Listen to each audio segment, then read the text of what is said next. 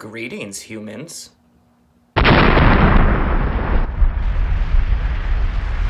Alright, so we're back for part 2 of the review of PUP's new EP, This Place Sucks Ass. I love the title of this new EP.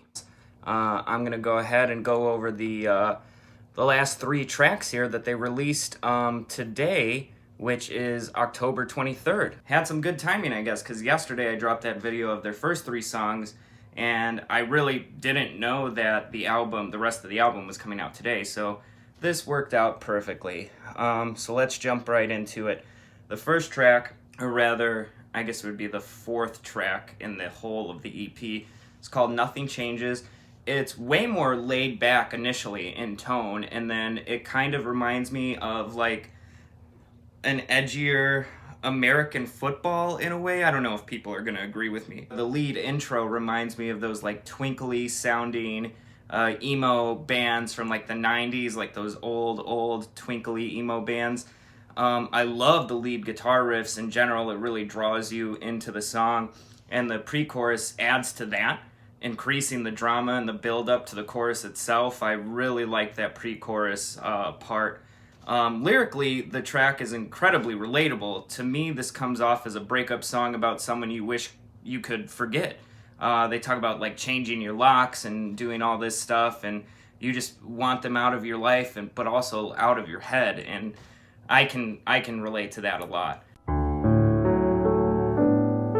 I really wanted to highlight some of the lyrics here. I'm erasing your trace, a new coat of paint, a new set of locks, a new mattress, the same old bitter thoughts.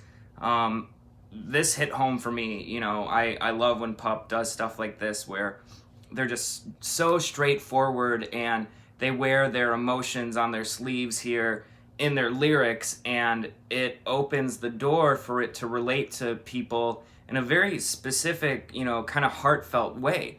When they do this with their lyrics, sometimes it could be they're playing, you know, anything, any kind of music underneath these lyrics, and it would still hit you in the chest. What I thought was really interesting is kind of the time signatures that they picked for this. You know, I'm not, by no means, I wasn't a music major. I don't know, you know, everything about that kind of stuff, but as I was counting through, it seemed like they were doing the 3/4 timing, like 1 2 3 1 2 3, which I've always loved in rock songs in particular. Usually that's something that you would use like in a waltz, like 1 2 3 1 2 3.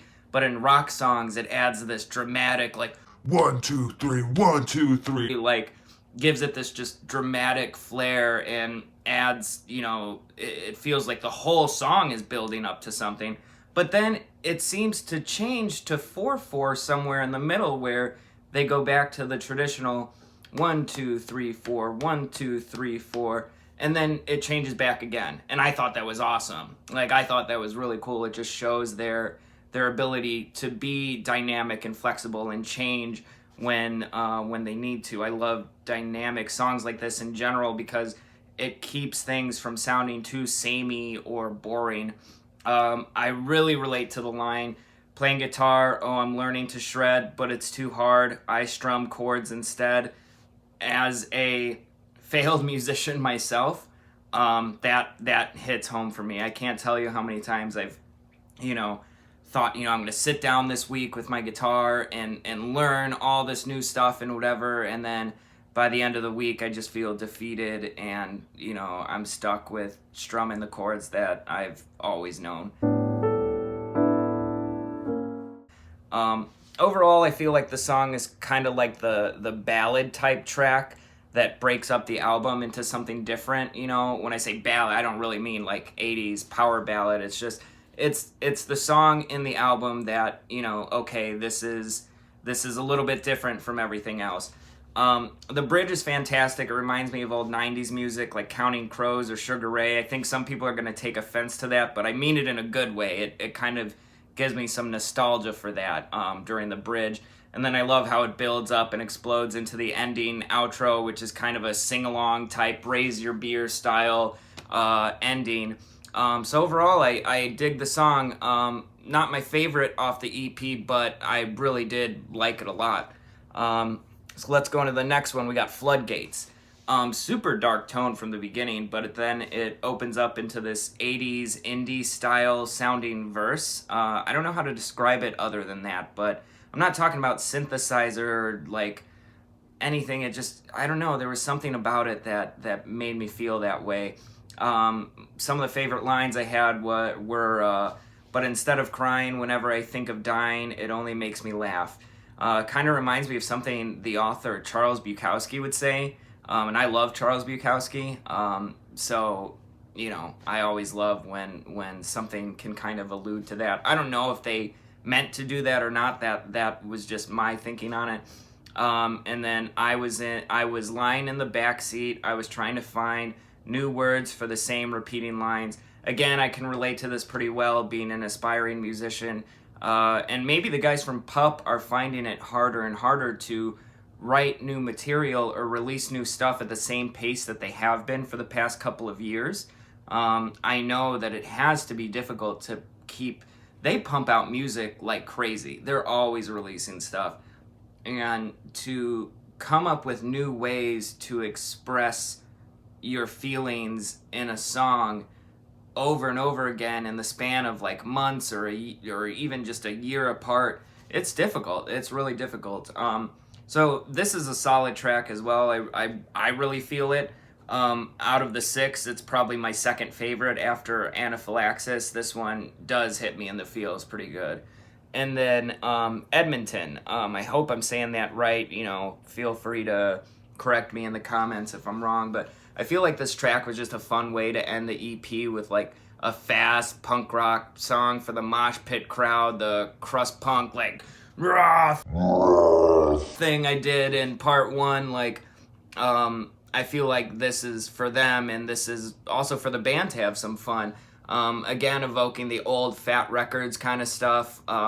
Maybe expresses some regret for having to tour so often, being away from their family and friends, periods of time, you know, on tour, not being able to see them. It was just kind of my takeaway. Not too much to break down or analyze here. It's a real short song. It's fun, and I think they wanted to end the EP with a fun, fast, you know, track. I like it. What am I even trying to say at this point? Usually I like when an album wraps things up perfectly in a neat little bow, and the last track sums up the theme of everything that we've just heard.